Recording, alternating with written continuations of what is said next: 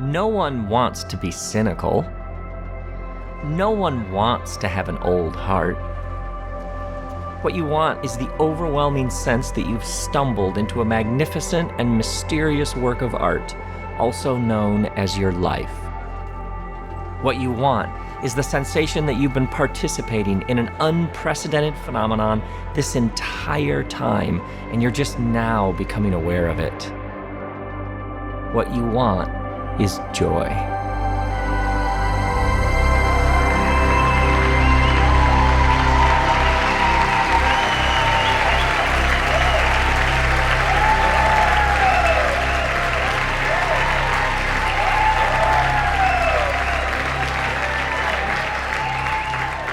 Hello, Los Angeles and surrounding vicinities. You're here. Welcome to an introduction to joy. It's just an introduction. So we're just getting started. And I know for many of you, you're like, yeah, but what's the subtitle? Because you wouldn't do a show without a subtitle. I know people out there doing shows without a subtitle. So I want to show you the subtitle of the show to give you a bit more fuller context and background and depth on what exactly this is. And I came up with a subtitle. It's really terse and short. It's just a few words. It's nice and punchy, so I want to show it to you now. An introduction to joy, how to be less cynical and more honest about the subversive truth that lurks just below the surface of pretty much everything. You like that?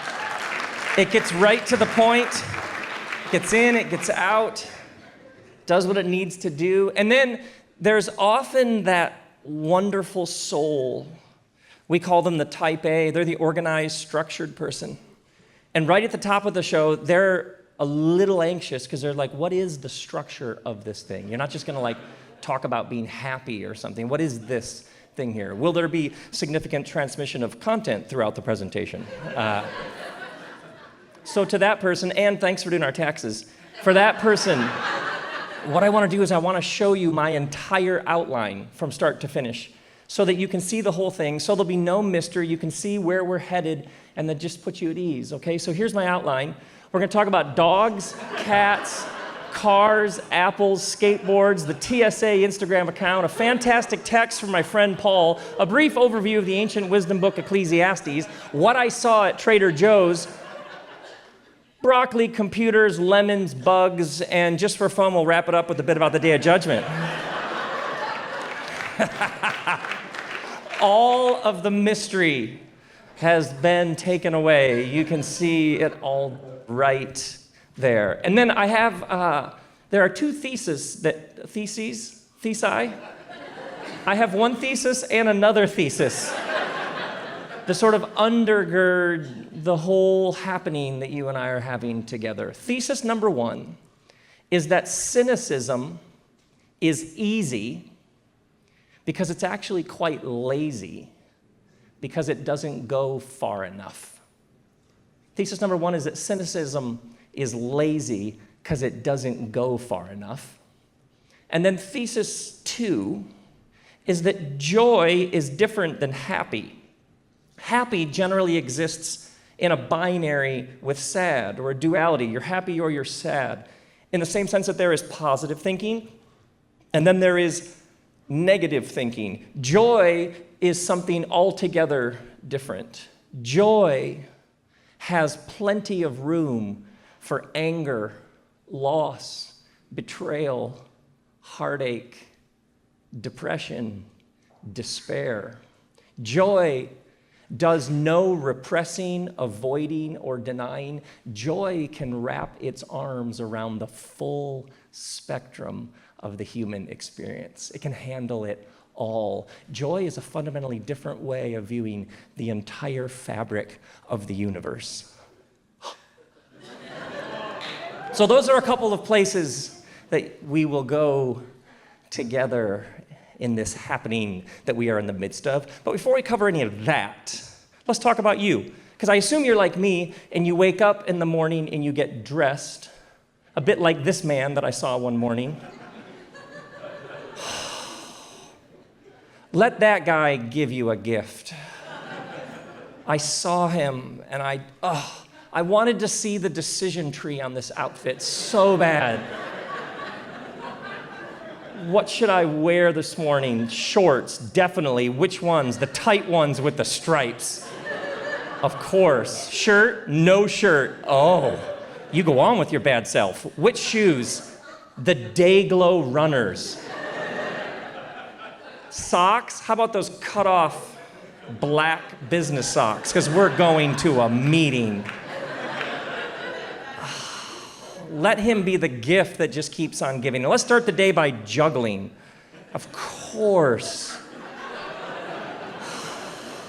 Let his presence just waft over you. Apparently, there are way less rules than anybody told us. Around the same time, this man walked by me one morning. As he walked by me, I saw so much of myself in him.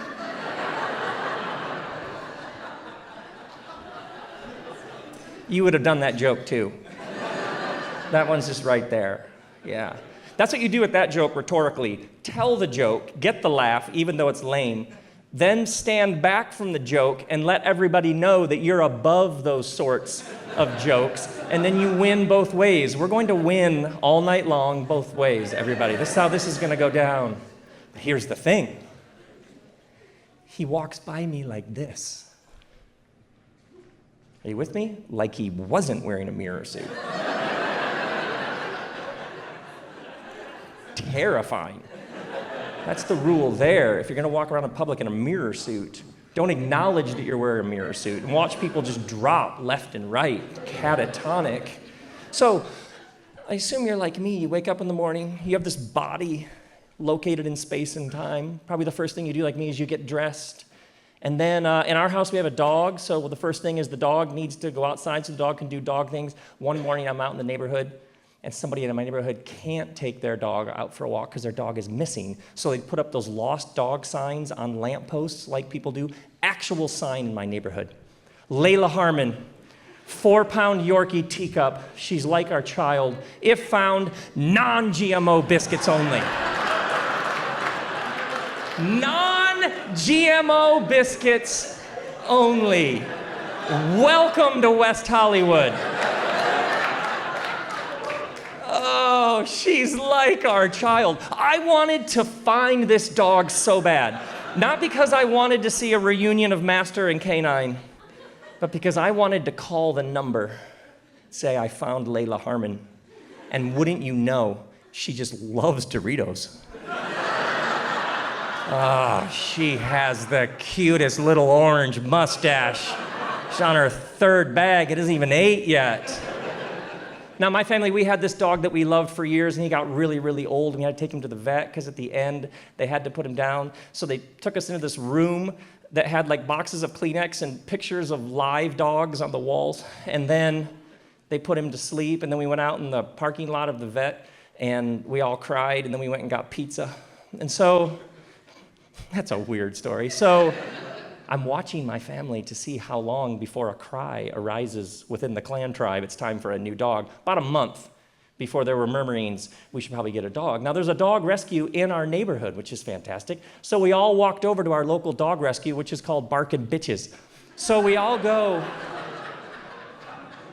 the 5 of us walked a few blocks over to Barkin' Bitches. Now, Barkin' Bitches is a dog rescue, but it's also a dog store, and so all the dogs run loose in the store. So you step in off the sidewalk, and there's like a double gate system. So you step in, and then an employee yells at you to make sure that both gates are filled, but then the dogs defecate all over the floor, so they also clean it. So you get blasted with a certain combination of smells as you're getting buzzed, as the door behind you is closed, and then your reward is you get into the main area and all the dogs are running loose. Every breeding experiment gone awry is running around. Is that a Shih Tzu and a wolf right there? That sort of thing. As a family, we're making our way across Barkin' Bitches to the back, and there's one dog that is hiding under a bench in the back and is overlooking the thing like, I want nothing to do with this. And our entire family is like, that one. That one, the one who's having the same reaction that we are to the situation. So we bring this dog home. She's part Australian cattle dog, part pit bull, right? So she's ripped but doesn't work out, that sort of thing. Are you with me on this? We love our dog so much. She's so beautiful. She's so perfect. Unconditional love. We just have had some suspicions she's not the most intelligent dog. No judgment, nothing but love. You know, you're at your friend's house and their dog is online, and you're like, wait, they can do that? That sort of thing. Probably not the most intelligent dog. Not a problem. Nothing but love. Although, about a year and a half ago, I'm out walking her one day. There's tons of graffiti in our neighborhood, and she lunges at this. Suspicions confirmed. Every once in a while, when she and I are alone, she'll give me this look. It's like she's saying, that was really embarrassing, wasn't it? And I always say, yes, but I won't tell anybody. We were at the vet waiting for them to bring the dog out after doing some minor repairs of some sort. I am perusing the literature when I come across this. Catster magazine, upper right-hand corner, live with catitude, and then hanging from the sea, formerly cat fancy.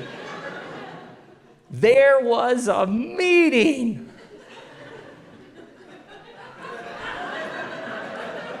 Agenda item, I'm just not feeling the name of our magazine. Somebody else. I know, we're not British. Well, do you have a better name? Yes. Catster. You know there was the traditionalist at the meeting who was like, yeah, but what about all the cat fancy people who came with us this far on the cat adventure? And you know there's somebody else who said, there'll be a capital C on Catster. We'll hang a tag from it. And we'll write formerly cat fancy. And we'll all go into the cat future together. And you know somebody around that table said, now that's catitude.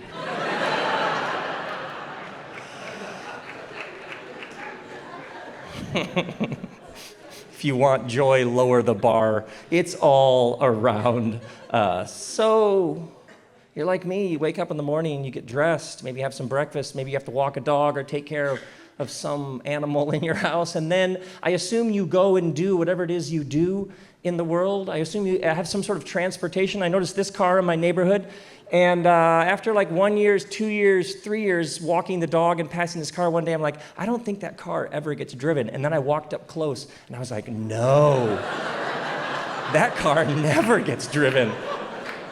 Apparently a Rolling Stone gathers no moss, but a parked 83 Festiva does. My daughter is 10. 2 years ago when she turned 8, she could ride in the front seat because of the airbag safety ever. So the first day I'm driving her to school in the morning, because that's the big thing in the morning, going to school, she opens up the glove compartment, she pulls out the owner's manual, and she says, what are these books doing in the snack box? When I look over and she's holding the owner's manual, I was like, well, actually, it's called a glove compartment. And she says, why? And I said, well, because we keep That's a good point. Snack box. Yeah, she said, what are these books doing in the snack box? I was like, oh, well, those books are called the owner's manual.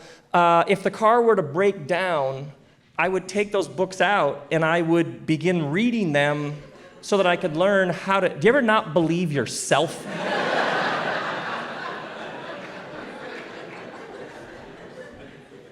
It's a snack box. We have that kind of power to rename it. So, you have this life, this flesh and blood. You have a driver's license, social security number, date of birth. You have this space that you locate in space and time that we know to be this phenomenon that is your life. You wake up, you get dressed, you have some food, walk a dog, take someone to school, and then I assume you do whatever it is that you do.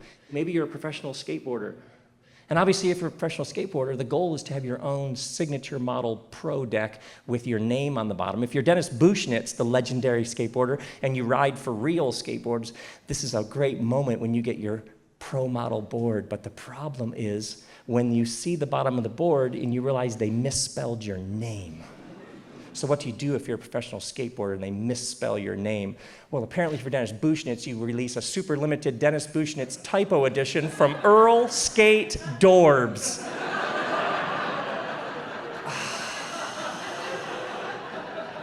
And people like me pay extra for it. Or maybe you're not a professional skateboarder, a fantastic sentence, but maybe you take care of little ones. My cousin and his wife had 4 boys in a 7-year span of time. And so I went to visit them in Texas because I love traveling internationally. And it's like you walk in the door of a home where there are 4 boys under the age of 11, and it's just like there's vibrations in the air, the energy. It's like you could bottle it. And we sit down on the couch and we're catching up, and I notice there's a bowl of fake fruit on the coffee table, and then I take a second look at that bowl of fake fruit.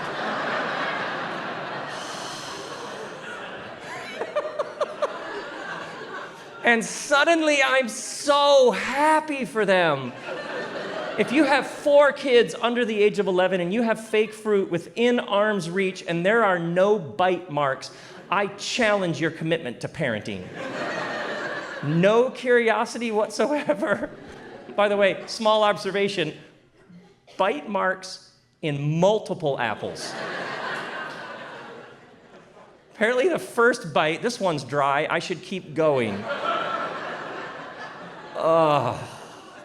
My daughter became obsessed with the Scarlet Witch, the superhero, and she said, I would like a Scarlet Witch headdress. I was like, all right, let's do this. So we go to the fabric store in our neighborhood, which is called the Fabric Store, and we go through all these bolts of fabric, and we find this crushed red velvet, and she's like, that's the fabric. So we take it up to the front, and the woman working behind the counter said, well, how much would you like? And I said, well, we're making a Scarlet Witch headdress, that much. And she says, well, who's that? And I said, do you have the Googler? She said, yes. So my daughter went behind the counter, they pull up Google Images, and she picks out this picture of the Scarlet Witch. And the woman says, well, I'll help you make it.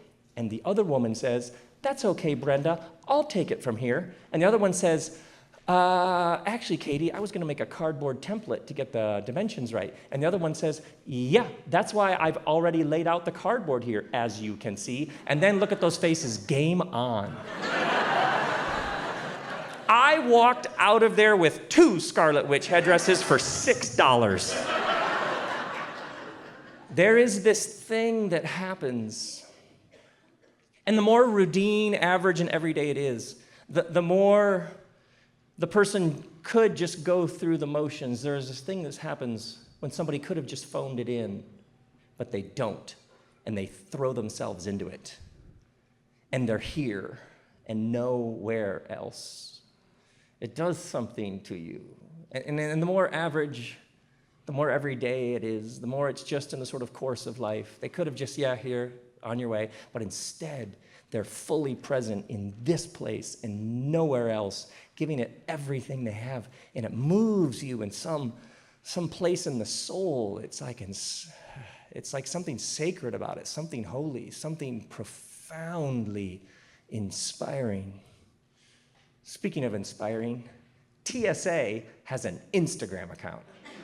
Somebody's job, who's paid for by our tax dollars, is to run the TSA Instagram account. What do they do on the account? Answer questions about what can and can't be brought on an airplane. Can I bring this cheese grater as a carry-on? Sunglasses for size and scale? Or this one? Can I wear my steel-toed cowboy boots on the plane? I'd like to rock them in Denmark. Or this one. My father-in-law cooked these hot dogs up for his plane ride home tomorrow. Can he take them through? First off, thanks for the photo. Didn't know what you were referring to.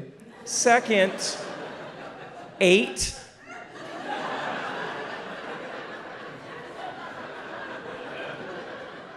Third, I don't know if you married well. I don't know. We will see. Or this one. Will my sister be able to take this coffee mug on the flight back home from Texas? To which I would respond, do we want her to? But then, and I don't know if there was a meeting and they fired the person, or if they just said to the person running the TSA Instagram account, you gotta up your game. I mean, it is, throw some elbows, we gotta win this thing. I don't know what happened, but that thing took a turn. Here's what I mean. All of a sudden, stuff like this. These inert prototype projectiles used for energetic drilling were discovered in a checked bag at Spokane. I think my dentist may have used these during my last root canal. What? Or this one. If you've noticed that your bag is a lot lighter, you may have forgotten your bowling ball at the Washington Dulles TSA checkpoint. Hopefully this person had a spare. Somebody went home from work that night, walked through the front door of their house. Honey, I'm home. Their lover called to them, how was work? I was on fire. Everything I put in, back of the net, it was something to behold. I don't know what exactly it is that you do, but I assume at some point, maybe mid-morning, you stop and you check your texts to make sure you're still alive. All those little blue dots letting you know somebody else acknowledges your existence at an existential level. The ontological serotonin rushing through your brain. I'm here, somebody remembered me. I don't do emojis because I'm a grown man, but that splits every audience. People are like, first text my daughter ever sent me. This is Violet, Dada. I do emojis. Dog, panda, koala, pig, baby chicken, mommy chicken. I do emojis. You don't, I do.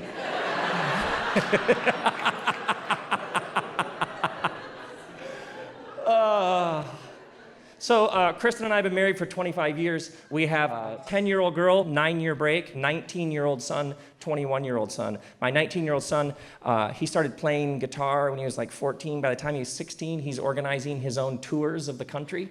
Like he'd be like, yeah, we drove all night from Denver to Salt Lake City, made $17, living the dream, that kind of thing. So we've had all these conversations over the past 3 years, about making things and how there's this like honor and privilege of making something and then sharing it with people. And you never blame a bad show on an audience. No, because sometimes there might be a few people, sometimes a lot of people. Sometimes there might be an incredibly positive response, maybe nothing.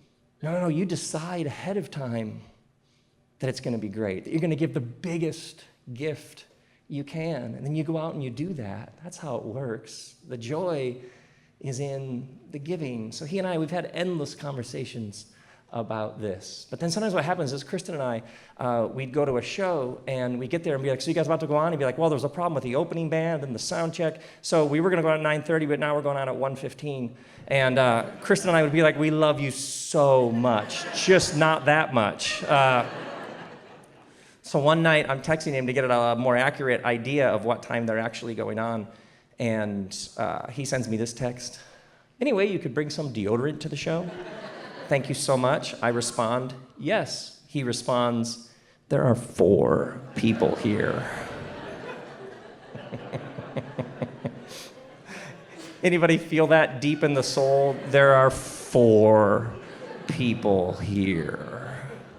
Now, there's been a running discussion in our home about who's faster, our oldest son or the dog. So we go to this parking lot of the store in the neighborhood, and I get some dog treats and stand at one end, and then my daughter holds the leash of the dog here, my son lines up here, and then I show the dog the treats and yell, go, and the two of them take off running, and to this day, our son's like, I beat the dog, obviously I ran faster, and my daughter's like, no, the dog run, the dog is faster. Ongoing discussion in our home. Now, this son of mine, he cuts his own hair to save money. He's frugal. He's an incredibly good student. He's very healthy and fit. I look up to him. He's an extraordinary human being.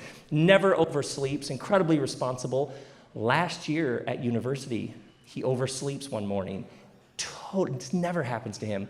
And he has 10 minutes to get a mile across campus and turn in a paper, or he gets a 0 in the class. Once again, just not something you ever hear from him, but he does it. He gets there in time, turns in the paper, doesn't get a 0. Later in the day, he texts us to tell us about this weird thing that he overslept. Here's the text.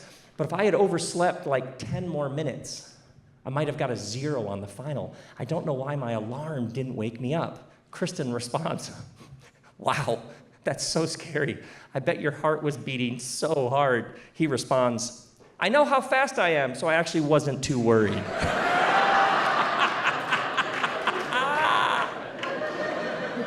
About a year and a half ago, I got a wrong number text. Seriously, this is the text. Hey, bro, this is Terry. Terry thinks I'm somebody else. I'll get a hold of you about 7:30 when I get out of work. Does that work for you? How should I respond? I start responding. No, delete. Too forward. Too poetic. No, I am having so much fun imagining how I should respond. Once again, you want joy? Lower the bar. Let me give you an idea how much joy this text brought me. Timestamp of my response.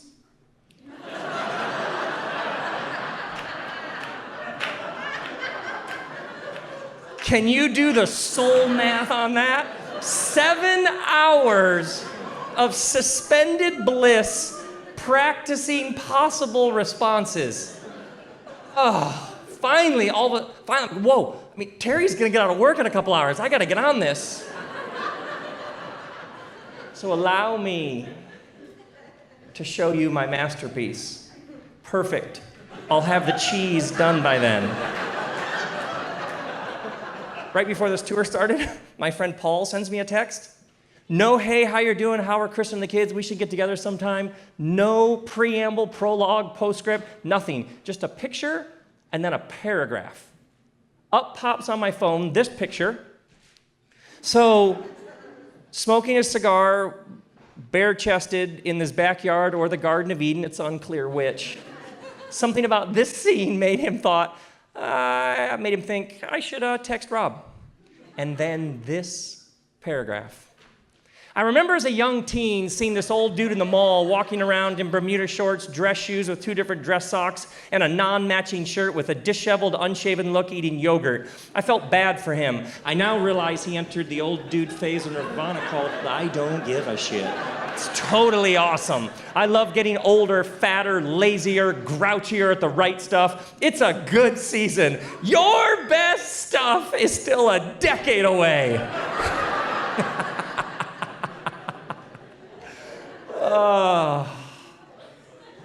So you check your texts, and then you go back to doing whatever it is that you do. Maybe you communicate. Maybe that's what you do. You arrange words, images, paragraphs, sentences. A number of years ago, I did a book signing, and this guy came to my book signing and brought a book that he had written to give to me.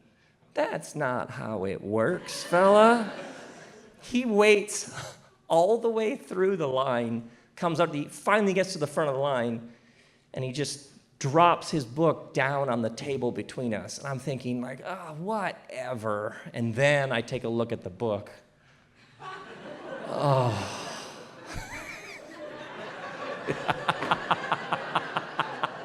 I just stood up and hugged him. We are brothers on some planet somewhere. Does it even need a subtitle? It's all there in the title. Are you with me on this? Or maybe not a communicator. Maybe you're a student, and what you do each day is go to class. Or not go to class. Dear parents, they're going to be fine. They're going to be. Your anxiety is not helping. They're going to be fine. Or maybe you're not a student. Maybe you work with a hammer, a chisel, and a ladder. And what you do, because that plaster had been on the side of that building in Venice for a while, what you do is just chip away bits and pieces to reveal what had been in the wall the entire time. Maybe that's what you do at some level. You spend your days removing the excess and the clutter and the superfluous and everything that's in the way so that that which has been present the entire time can be given its fullest expression. Maybe that's what you do at some level of the soul. Then, of course, there's always that moment in the afternoon, perhaps, when you take a break. Maybe you run a few errands. One afternoon, my daughter and I, she was much younger at the time, we're out running errands, maybe mailing some boxes or something, and we come out of a store, and she asks me if I can carry her back to the car. So I'm carrying her, and she falls asleep. and her hair is like running down my shoulder. I can feel a little heart beating. So I do that dad shimmy thing you do when you get to the car, where you open up the front door and then you slide in so that she won't wake up, so that you can just sit there. So I'm in the lower level of this parking garage. The door to the car is open, and I'm just sitting there. I can feel her breathing, and it's just one of those moments when everything is right with the world, even if it isn't. And I'm just there. And all of a sudden, I hear a guy coming across the parking lot, and he says, "Give me your phone." And I'm like, "This is not." And he says, "Give me your phone." And I turn, and I look at him, and I say, "Why?" And he says, "Because you're going to want a photo of this later." There are these moments when everything is at peace with the world, even if it isn't. They generally sneak up on you. You rarely plan them. They just occur. There's no past, present, future. There's just this eternal now you find yourself caught up in, when all is well, even if it isn't. Maybe you're not in one of those moments. Maybe you're angry. Maybe you're ready to protest. Maybe you're ready to shake your fist and rage against the machine because you're tired of this and you're about to let your voice be heard. So you've made a cardboard sign and you're going downtown to a protest because you want to let people know you're sick and tired of this.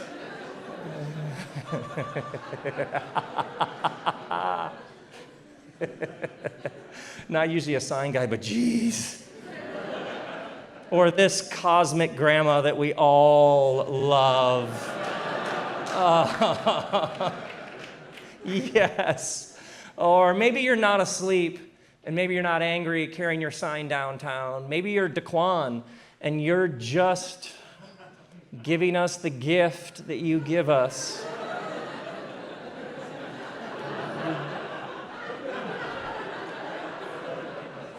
You're just doing what you do in the world. What does Daquan put on his tax form for vocation? I just spread eternal sunbeams of light and unicorns wherever I go. Yeah, so we have these lives here in space and time on this planet, located here. You're you, I'm me. We wake up in the morning. We have this day that we're going to experience. We get dressed, walk the dog, go do whatever it is that we do, communicate with the ones we love the most, try to get something done, be who we are. My first full-time job was in a church as a pastor. Are you familiar with these? And so I would go in, and there were these things that were scheduled. And so I knew that there were these things coming up because they were on the calendar. I noticed right away that Sundays came with a certain regularity to them. But then there was this whole other world of things that happened that I didn't know when those things, completely unpredictable. I never knew when those were going to occur because people would call, the phone would ring, and somebody would say, "I need a pastor." And then I learned, because I was the new guy, that everybody who just called the church randomly and needed a pastor, they were sending all those calls to my phone. So on any given day, I had the things that were going to happen that were on the schedule, but then I knew at any moment the phone might ring and somebody just might say, "Hey, I need a pastor." And I figured, well, that's my job. I probably should do that. I remember somebody called and said, "I have this relative who's in prison. None of us can get in to see him because we don't have like a proper credential, but I think a pastor does. Could you go see him?" Sure. So I got down to the prison, and the guard leads me into this little cement block room. And the guard says, "Now, before I bring in the prisoner, I gotta let you know, this prisoner is under 24-hour video surveillance." And I was like, "Why?" And he said, "Because he's been deemed a threat to himself and others." Good to know. Then he says, "So I'm gonna bring him in and then lock the two of you in here." Hold on a second there, Wayne. "You're gonna lock me in here with him?" The guard says, "Yeah." I said, "Well, what if he tries to harm me?" I swear to you, the guard says to me, "Oh, well, I'll be able to watch on my screen." I remember somebody asked me to do a funeral, so okay, fine. So I show up at the funeral home, and the whole family has gathered, and I sit down in among all these relatives. I don't know any of them. And I'm supposed to plan the funeral service. But quite quickly, it's like I'm mapping the territory. I'm like, wait, these people hate these people. And this person has something that goes way back with this person. And as I'm trying to figure out what exactly is going on here, I learned that the patriarch who had died, right before he passed away, he had had his will completely rewritten so that the most amount of people would be angry with the other most amount of people at his funeral. He wanted his funeral to be as miserable as possible. This was the kind of thing on any given day I would stumble into one of these. I remember a young couple called and said, our baby was just born, and we don't know if the baby's going to make it. Could you please come see us? And they were in the neonatal ICU, intensive care unit. So I go down to this section of the hospital where there are these clear plastic boxes paced at regular intervals, all of them with newborn babies in them. And this couple is there standing over one of these clear plastic boxes, and their baby is hooked up to all these wires and tubes. Do you walk up close to them? Do you give them space? Do you start talking? Do you just let there be silence? What do you do in these sorts of situations? So this is what it was like. I'm like 25 years old, mid-20s, just starting out, and every day seems like I'm in these sorts of situations where I'm witnessing up close pain, loss, death, suffering, betrayal. It's as if we have these concentric circles of people that we know. There are the people that we're closest to, that we bring in to our most intimate celebrations and sufferings. Then there's like that next ring out, and that next ring out, and that next ring out. And there was something about this first job of mine where I would race through those outer circles all the way into the front row seat. It's just me and the family in the hospital room, and I've only met them once. There was something about the nature of this work. Over and over and over again, I would find myself having like a front row seat to the most intimate, gut-wrenching, agonizing experiences that human beings can go through. Then, Kristen and I had our first boy and our second boy, and we're starting this family. And then I go home to this family that I loved so much. And so I have these boys. I'm a dad for the first time. Then I'm doing this work, and then apparently I'm also the lead singer of Everclear.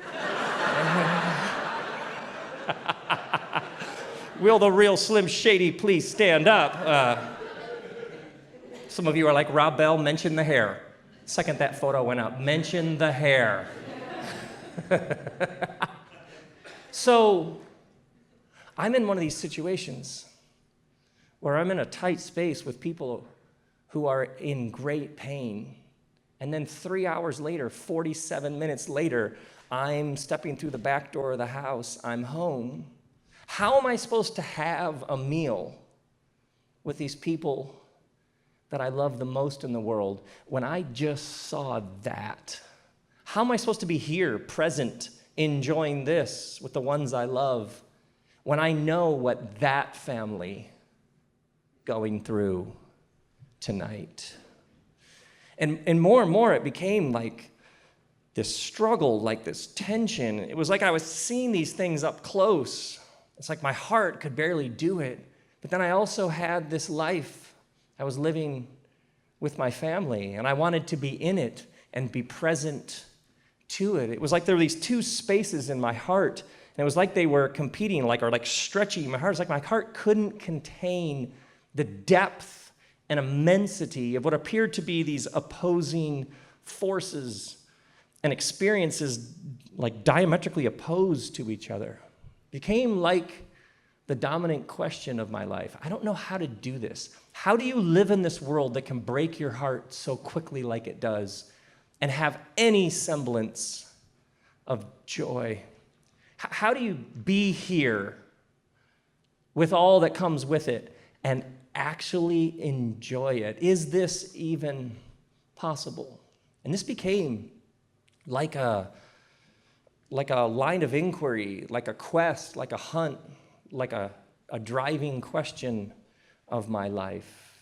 And over time, I stumbled into an ancient tradition that was actually oriented around answering this exact question. That's the thing about any sort of search you go on. If you were to line up all of the brothers and sisters who have come before us, whatever it is that's eating you alive, whatever angst you're carrying around in your heart, whatever despair is in your soul, if you were to explain what you're going through to the great family that's come before us, to the cumulative wisdom of all those who have gone before us, it's not like you'd share your thing and they'd all say, yeah, that's a first. Yeah, that's the thing. We're never the first. And there's this massive tradition of wisdom about how to make it in the world. And I discovered what I call the wisdom after wisdom tradition, or the alternative wisdom tradition. And for the first time, it was like I had a way to think about this question that was like pulling apart these two halves of my heart. And I specifically found it in some ancient Jewish wisdom poetry, specifically in a book called Ecclesiastes. I took a picture of it. You can still get a copy. They're still making it. Here's the thing about Ecclesiastes, is the book starts, here's the opening line. Meaningless, meaningless, says the teacher, utterly meaningless. Everything is meaningless. Strong opener. Then the poet goes on. All things are wearisome, more than one can say. The eye never has enough of seeing, nor the ear its fill of hearing. What has been will be again. What has been done will be done again. There's nothing new under the sun. Is there anything of which one can say, look, this is something new? It was here already long ago. It was here before our time. It's all meaningless. There's nothing new. The writer is just getting started. Then I applied myself to the understanding of wisdom and also of madness and folly, but I learned that this too is a chasing after the wind. For with much wisdom comes much sorrow, and the more knowledge, the more grief. It's as if the master teacher says, really? Seriously? You want to know it all? You want to pull back the veil? You really want full transparency? You want to see how it really works? We could show you. There'll probably be some grief and sorrow in there. Example. How does the government work? Thank you. And then this. In this meaningless life of mine, I have seen both of these. The righteous perishing in their righteousness, and the wicked living long in their wickedness. He essentially says, I've seen really good people die young, and I've seen horrible people live a long time. It's almost as if the master poet says, let me disabuse you of the notion that there is any direct correlation between how good you are and how long you live. There's none. Now, there's a word that keeps popping up. It's this word, meaningless. So what's interesting about this word meaningless is you and I were educated in very Greek-influenced systems. They're very comfortable with abstract ideas and concepts. But this is ancient Jewish poetry and wisdom. It comes from a Hebrew consciousness that is much more about the earth, much more about grounded images, soil, sun, water, the stuff of life. And this word meaningless, in the original Hebrew language Ecclesiastes was written in the Hebrew language, the word meaningless is the word havel. H-E-V-E-L. And havel translates literally vapor or mist. Can you see that, by the way? Okay, good. That would be awkward if all of a sudden, what is Rob doing with his Wonder Woman gun? Yeah. This is the image that the teacher gives us. It's as if Ecclesiastes begins, everything is utterly, this is your life, vapor, mist. It's all vapor management, baby. You arrive, you're here, and then you're gone. By the way, your friend John, who's like, I went to that new restaurant and I waited forever for a table. No, John, 7 minutes. There's a difference. Yeah, this is the image the teacher's using. It's all vapor. You're here, and then you're gone. But then the poetry takes this unexpected turn. You get the swerve like a different mode. So go, eat your food with gladness, and drink your wine with a joyful heart. Enjoy life, all the days of this meaningless life that God has given you under the sun. All your days. It's like there are these two modes. It's like it's all vapor. You're here and then you're gone. You want to know a lot? That'll bring sorrow and grief. There's nothing new. Listen, young, good people die just a few years into life all the time. So here's the thing. Because it's so vapor-like and fragile, while you are here and you do have it, you should probably enjoy it. Because there are way less guarantees than anybody told you. And there's an unpredictability baked into the whole thing. So while you are here having this experience, you probably should do what you can to enjoy it. Then the poetry swerves back, and you have this. I saw that wisdom is better than folly, just as light is better than darkness. The wise have eyes in their heads, while the fool walks in darkness. But I came to realize that the same fate overtakes them both. We're all gonna die. Then I love this section. So fantastic. So I hated life because the work that is done on the sun was grievous to me. All of it meaningless, vapor, baby, a chasing after the wind. I hated all the things I had toiled for under the sun because I must leave them to the one who comes after me.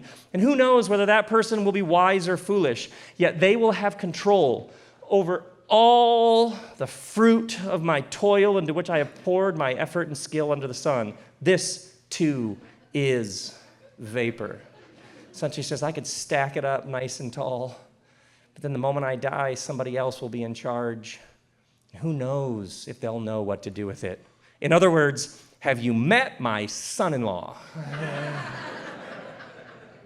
Yeah. But then, as you saw before, there's like a cadence, like a turn, like a swerve, and you get this. So this is what I have observed to be good. That it's appropriate for a person to eat, to drink, and to find satisfaction in their toilsome labor under the sun during the few days of life God has given them, for this is their lot. Moreover, when God gives someone wealth and possessions and the ability to enjoy them, to accept their lot and be happy in their toil, this is a gift of God.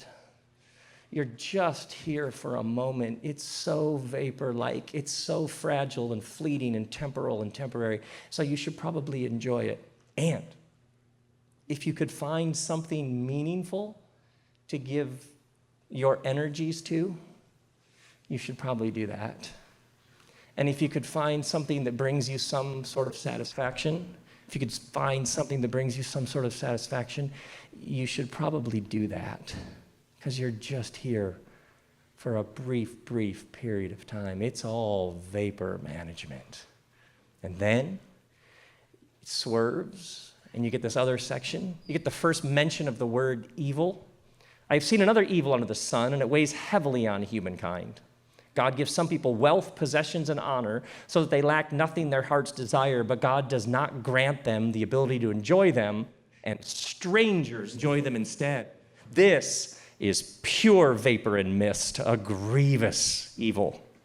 It's as if the master teacher says, I'll tell you what's horrible, is to be surrounded by goodness, but unable to access it or enjoy it. That's just flat out evil. It's as if the poet is saying, imagine if there was a culture that had more wealth, technology, luxury, and options than any civilization in the history of humanity, and yet more people were stressed, depressed, worried, and anxious, and unable to enjoy all of that abundance. Try to imagine. It's like, now that's dark. That's evil. But then you get this swerve back to, so I commend the enjoyment of life, Because there is nothing better for a person under the sun than to eat and drink and be glad, and then joy will accompany them in their toil all the days of the life God has given them under the sun. And for me, this wisdom after wisdom tradition was like the first time I felt like I had a little oxygen, that I could like understand where this hunt, this search, this quest was taking me. Here's what I mean. There is conventional wisdom. Conventional wisdom, Proverbs wisdom, is how the world works. Conventional wisdom is what we all agreed, this is how you should do things. If you have kids, conventional wisdom is, hey, we try to take a shower at least once a week in this house. That sort of thing. Conventional wisdom is how to change a flat tire. You should probably pay your taxes, maybe have some money in savings. Conventional wisdom is everything you are teaching a kid about how the world works. Now, conventional wisdom is undergirded by something called causality. Causality means A plus B equals C. Do this, and then do this, so you'll get this outcome. Ecclesiastes is something altogether different. Ecclesiastes, I call it the wisdom after wisdom. Conventional wisdom is absolutely necessary for proper human growth, development, and maturity. You need that.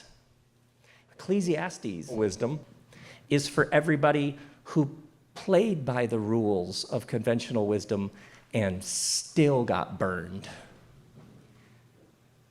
Ecclesiastes wisdom is for everybody who discovered that A plus B doesn't always equal C.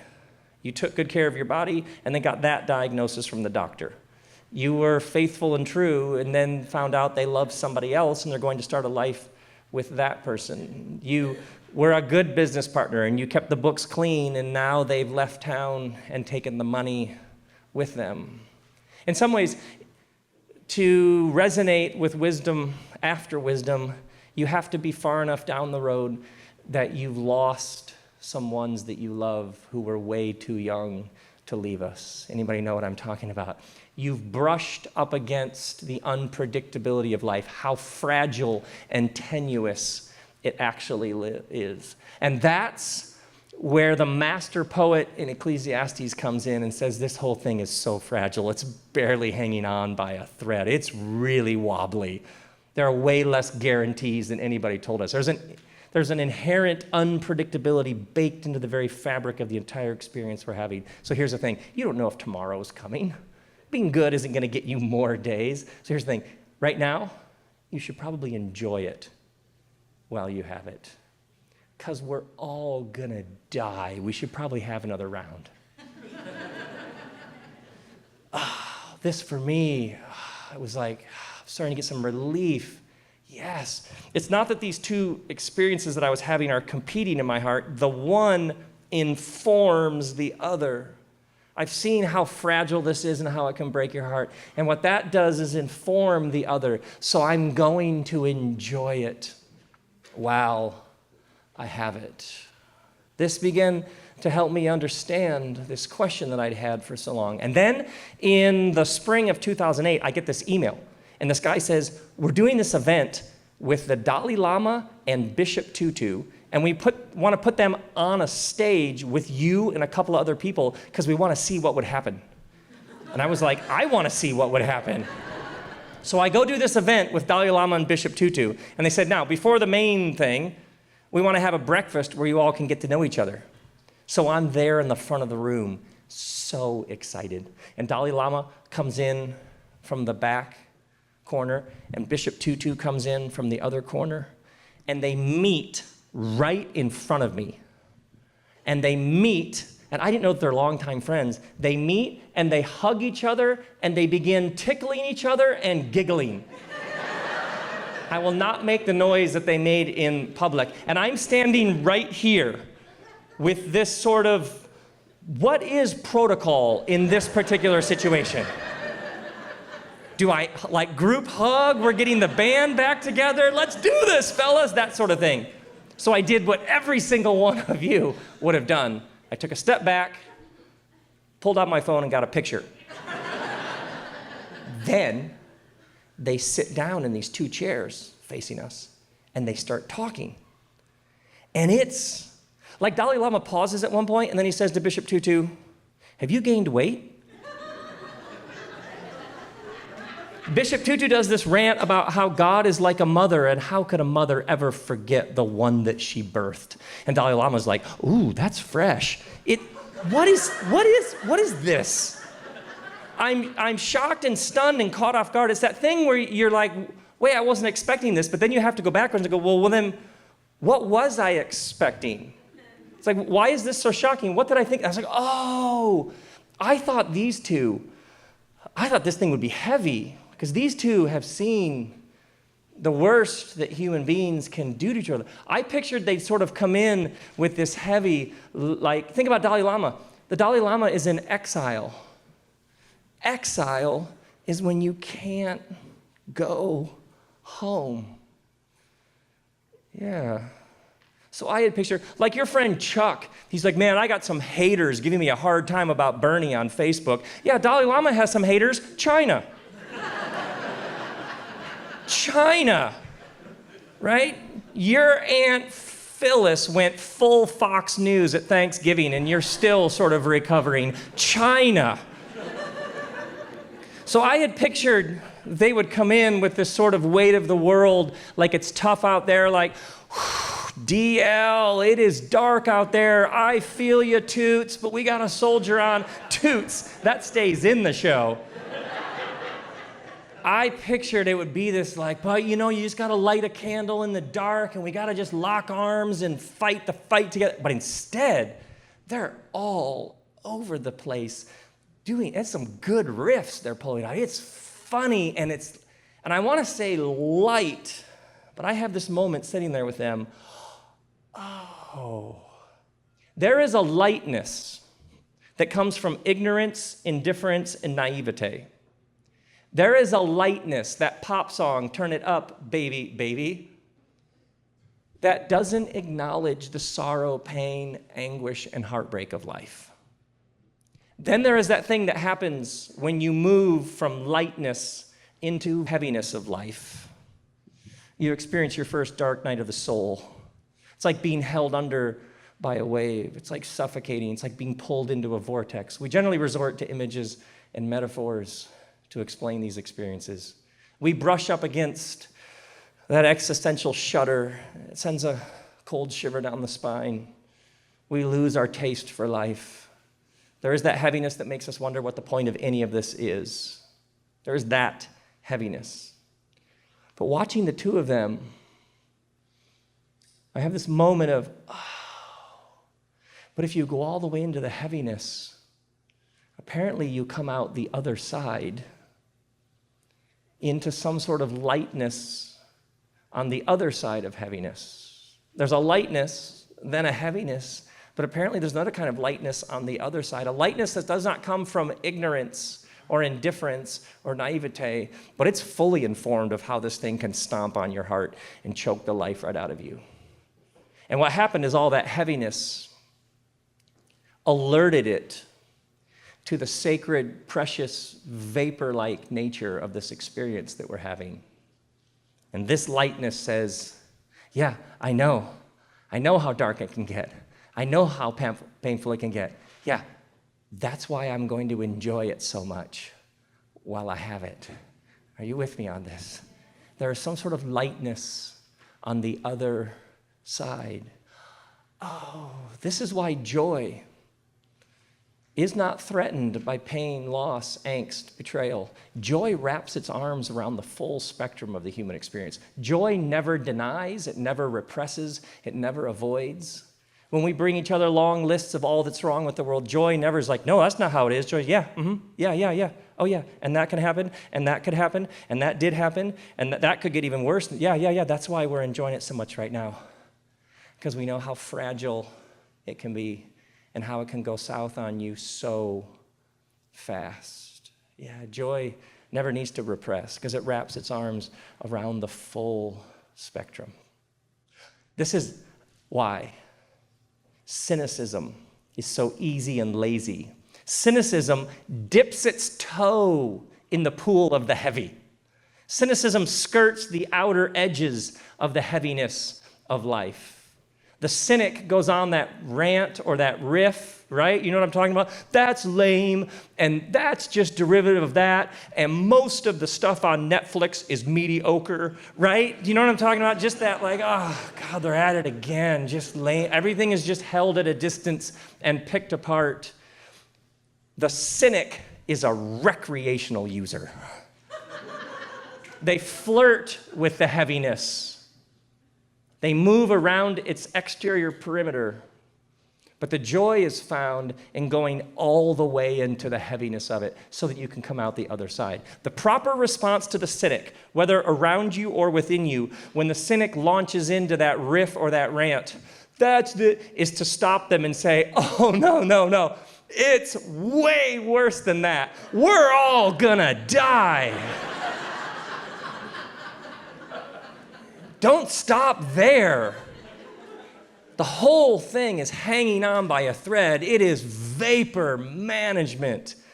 That's where the joy is. It's way worse than that. And what this does is it begins to reframe the whole experience we're having. Yeah, what all this heaviness does is heighten your sense of the joy. We should probably enjoy this because it's really fragile and really precious, and we don't know how much of it we're going to get. So that whole thing we've been doing about, hey, someday I'll get to that, there might not be a someday, so we should just probably get at it right now.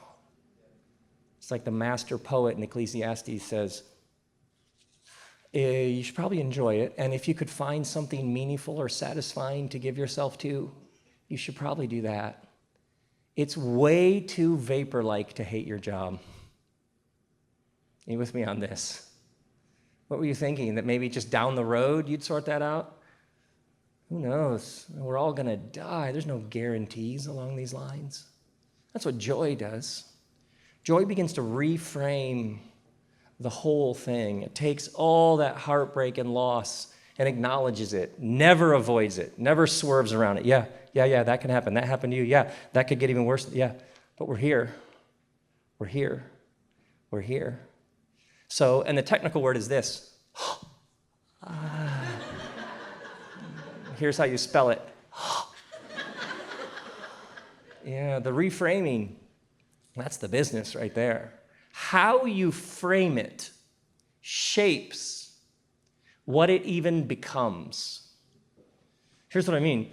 I love grocery shopping. I go multiple times a week. If I go to the grocery store and then come back and Kristen's like, but you forgot, I get excited. I mean, I get to go back. There's something primal about going into the woods and filling a bucket and bringing it back into the village. I don't know what that is about. But I go to my beloved Trader Joe's right before this tour started, and the entrance is boarded up. I know.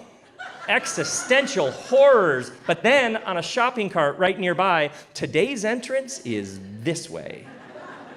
You know there was a meeting. Doug and Carl are hiding in the back room. What are we going to do? Diane's like, give me a Sharpie and a poster. I'll take care of this. Today's entrance is this way. Let the shopping adventure continue. Yeah, there are multiple ways to read the events of life.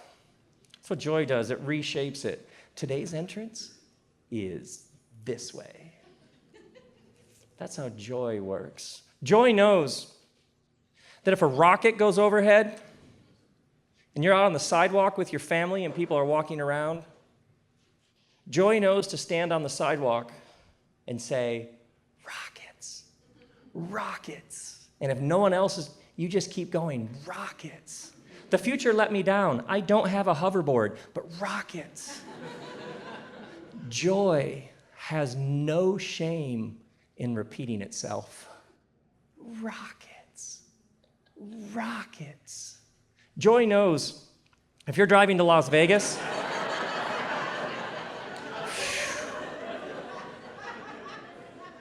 joy does not need to get to the top of the mountain. It's got plenty of material to work with right down here. There was a meeting. What should we name that road? I don't know. Who has the worst hangover? That would be Dwight. Reach in. We put some Scrabble pieces in a mason jar. 2 Z's. Who would have thought? Yeah. 2 hours of unmediated bliss. This one sign. Yeah. Yeah. Joy can spot it all over the place. Joy knows that if you're getting shoes with your daughter and she wants the unicorn Vans, Joy knows you get down on your chest on the floor of the store and you get a good photo of those unicorn Vans. Because she might not want unicorn Vans next year. Of course she will when she's 37, but right now,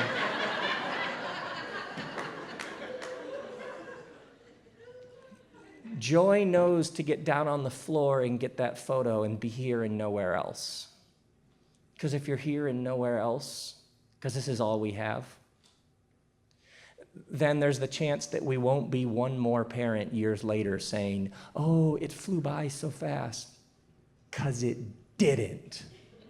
Because we were there the whole way.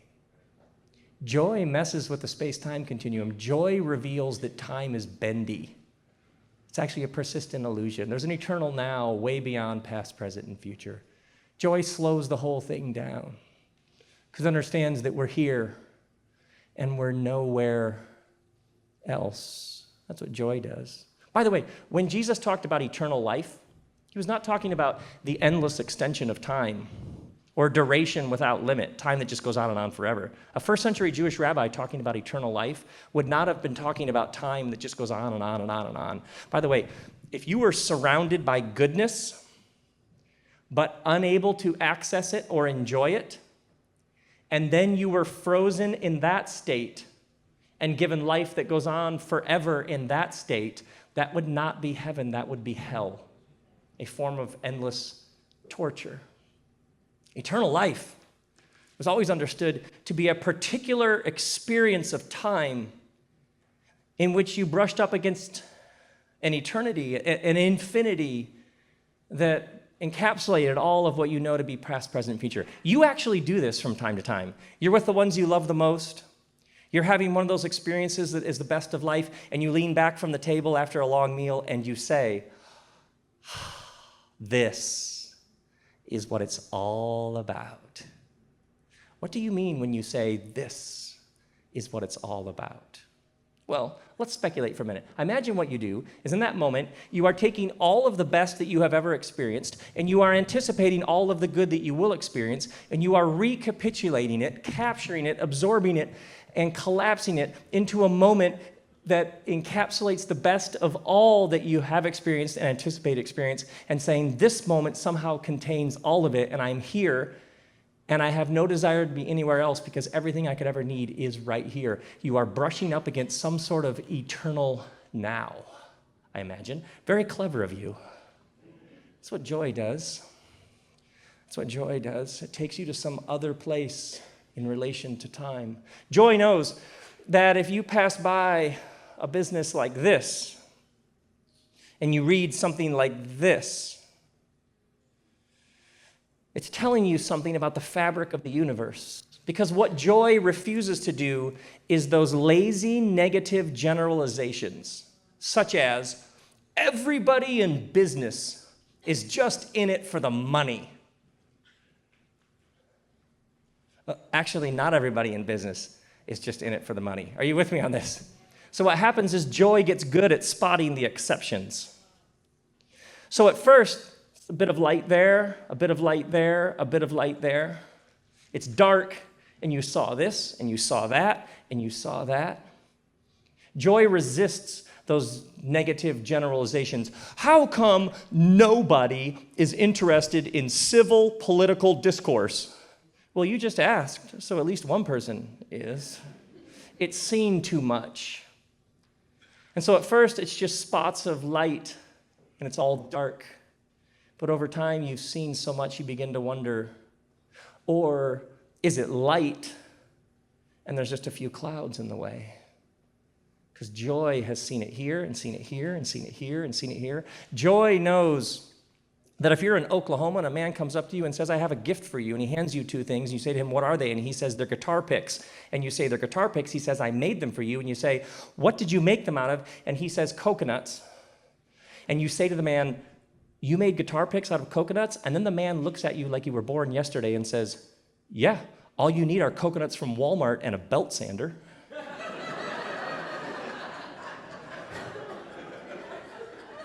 Joy knows to take a step back, gather a crowd, and then say to the gentleman, will you please repeat that so I can just let it waft over me?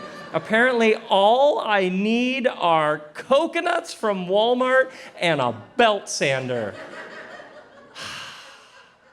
Joy knows that if you are picking your daughter up from ballet class at the Senior Citizen Center and you're going down the stairwell to the parking garage and you pass by the bulletin board, stop and read the announcements because there's free computer classes, getting to know your computer, introduction to email, introduction to the desktop environment, introduction to the internet using Firefox. Joy pictures a couple, Douglas, 73, sitting at the breakfast table, finishing the New York Times crossword puzzle, croissant, espresso. His wife, Charlene, gets up from the table, 71 years of age. She says, Douglas, I do not know what you are doing today. But as for me and my household, I'm going downtown to find out what a Firefox is.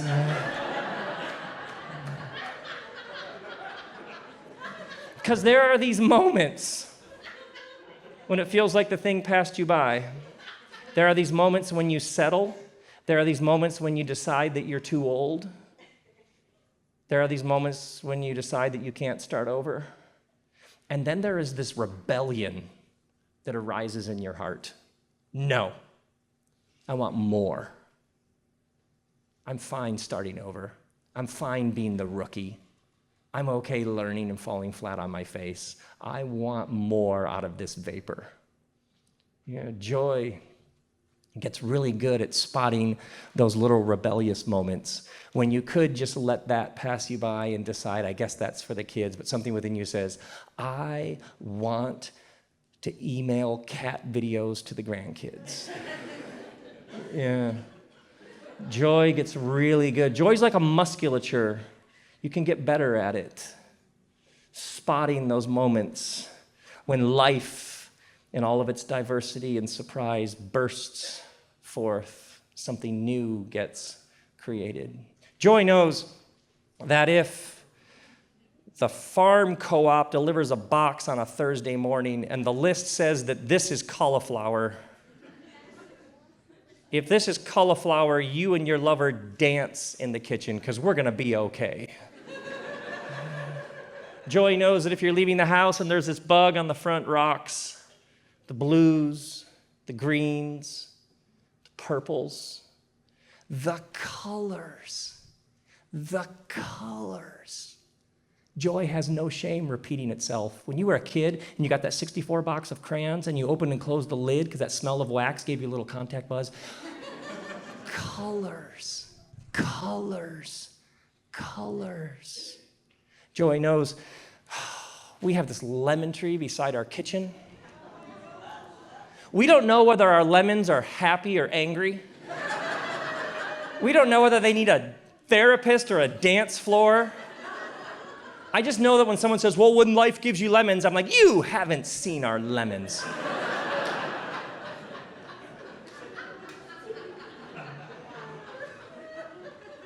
I was walking in Scotland. I come around the corner and I see this. Ironmonger, architectural builder. Oh, interesting, because I don't speak English. I speak American, and I only know monger as warmonger, right? Somebody who's like really good at violence and destruction. But apparently monger, an architect uses iron to build things. Apparently monger just means somebody who's gotten skilled at doing a particular thing. Then I go around the corner. Etymological suspicions confirmed.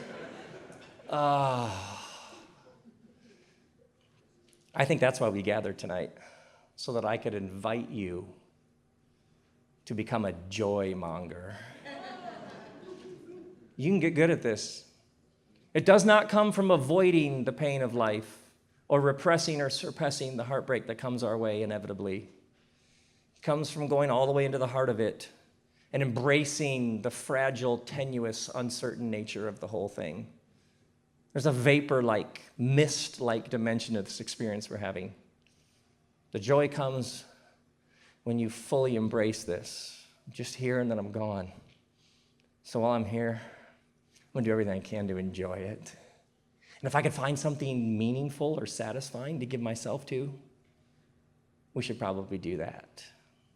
One more photo. My friend Liz sent me this, some sort of rabbinic fortune cookie, I don't know, from the Talmud. A person will be called to account on Judgment Day for every permissible thing he or she might have enjoyed, but did not. Sometimes I think my job is to sound a bass note. You think about the stereo in your car, there's the bass adjustment and the treble adjustment. That treble adjustment's those high blips and squeaks, right? It's all the stuff coming at you every day. It's your inbox, presidential tweets, that sort of thing. Then you have those bass notes. The sine wave is longer, different kind of frequency. The bass notes are those truths that human beings have been witnessing to and giving expression to for thousands and thousands and thousands of years. And for as long as we have been talking about what matters most as human beings, we've been talking about this question of joy. How do you live in this world with all the ways it can break your heart and have joy? And for thousands of years, those who have come before us have insisted that joy is real and accessible and possible. It never comes from the avoidance of how difficult and heartbreaking and tenuous life is. It comes from embracing the fragile nature of it. You go all the way through the heavy and you come to the lightness on the other side. But we're here. So, what do you want to do? What do you want to give yourself to? And sometimes what you need is a bass note, a resounding bass note that you feel in every fiber of your being to ground you and center you so you can handle all the treble that's coming after you. It's been so good being with you. So, my brothers and sisters, may you have no shame in repeating yourself. Lemons, cauliflower, rockets, colors, colors, colors. When the cynic within you or around you launches into one of those riffs or rants, may you stop the cynic and say, oh, no. It's way worse than that. We're all gonna die. So we should probably have another round. May you experience that ancient phenomenon of